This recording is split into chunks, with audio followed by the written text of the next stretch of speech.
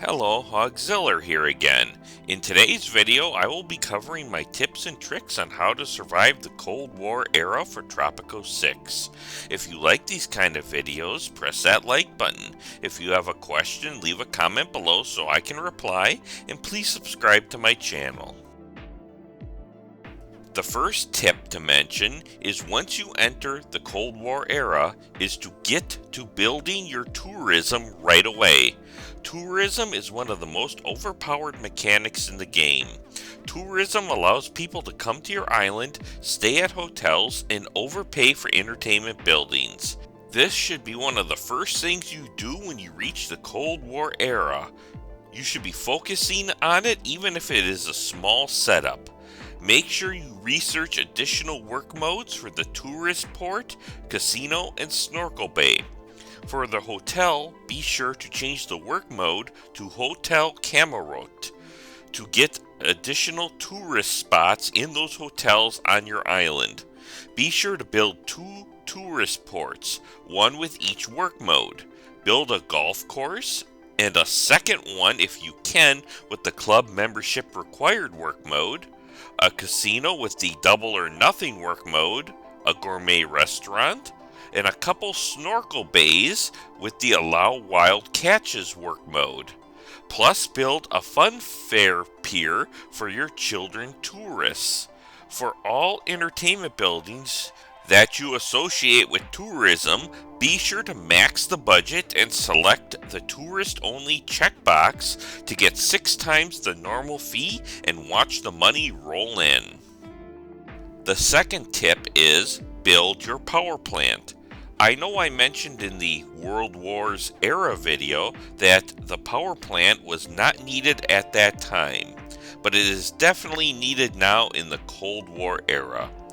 The coal power plant is cheaper to build, and the coal itself is cheaper, but you can also build a nuclear power plant that uses uranium.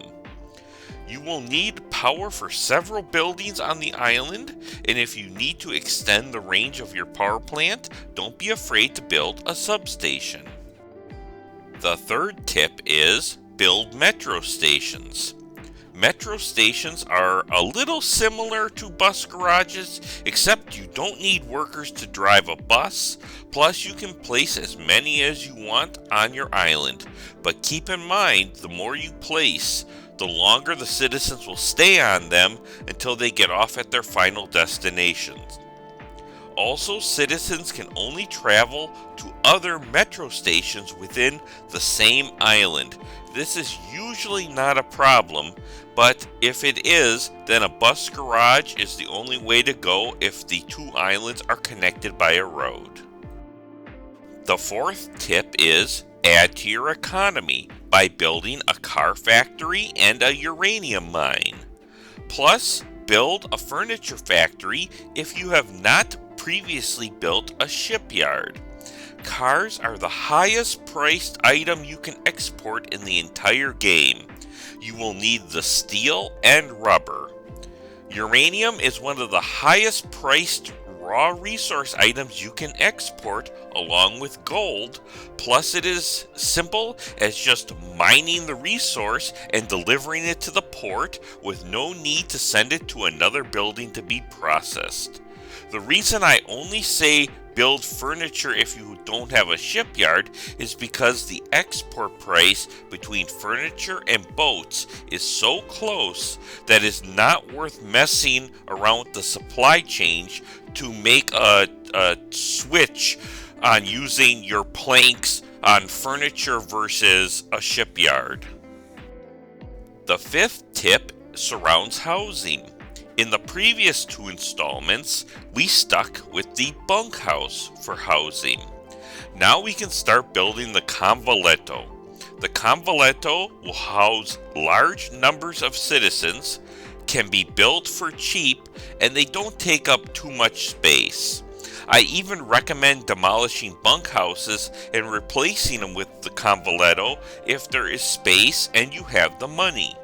Sure, the housing rating ain't too hot, but with electrification upgrade and maxing the budget for the housing of a convento, you can get an okay rating. If you have many homeless citizens, then build a few scattered conventos with the let it rot work mode, as this will allow broke homeless citizens to live there, raising their individual housing rating. You can also build a few tenements for some better housing if you want, but it will cost a little bit more. The sixth tip is about entertainment. Previously, we stuck with the circus, but now we have a much better option, the movie theater. When on standard budget, it has a fun, high rating. When it is on the max budget, it has an 88 rating, which is just awesome. They are cheap to build, they use little energy, and they can hold many people. I like to place multiple movie theaters to quickly raise the happiness rating of the fun value for my citizens. You can even get rid of the circus if you want to.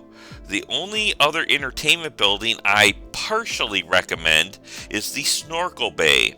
This can give a good boost to the fun rating, plus they are cheaper even than the movie theater to build, but they don't hold as many people. I personally like to use the Snorkel Bay more for tourism than normal citizen entertainment. The seventh tip is build your research lab.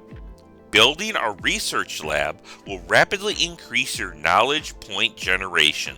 The library is good, but the research lab is even better. And in the modern times era, the upgrades with the research lab will even make this building even better than it is in the Cold War era.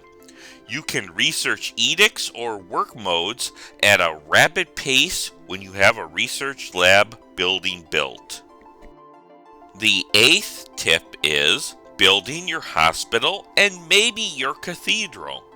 As your island grows, the clinic will just not cut it even if you have built multiple clinics. The clinic is small and it doesn't hold many citizens, so after you have added power to your island, consider building a hospital as the price is reasonable for what you get. Just like with the clinic, the number of people it can hold is prorated based on the number of employees employed. So I recommend maxing that budget to get the max healthcare value for your citizens and upgrade the building to be able to hold even more people. The cathedral is the replacement for the church. They do hold 32 people, but they are expensive to build and they take up a large amount of space on the map as compared to the church when you have a pompous bells upgrade. If you have a lot of people in a very dense area, or maybe even placing a metro station next to a cathedral, then consider adding a cathedral to your island. The ninth tip is during an election season, be aware of the tax cut edict. If you are losing or the election is close, you can issue the tax cut edict, which costs $5 per voting citizen, but do not issue it until about 2 to 3 months before you think you are in trouble with the election imminent. This will give you about a 10% bump in approval and might give you that little additional thing you need to win the election. The 10th tip is if you are having issues with your overall happiness rating, then consider building the Spy Academy. After that, complete a heist of the Coliseum of Rome. Once you have placed this great wonder, you will make your overall happiness rating only take into account your food and fun ratings. So if you are struggling in other areas, this could raise your happiness quite quickly, plus it acts as an entertainment building. The 11th and final tip is if you have the New Frontiers DLC, build the Reclaimer. The Reclaimer takes the pollution of your industrial buildings and turns it into free, raw resources. For example, if you have a reclaimer by a steel mill, then the reclaimer will produce coal and iron for free, or almost free. You will have to change the filter on the building for a small fee, but it is well worth it, especially if you run out of raw resources you need on your island. That is all for this video. If you like these kind of videos, press that like button. If you have a question, leave a comment below so I can reply, and please subscribe to my channel. Thank you for watching, and I'll see you next time.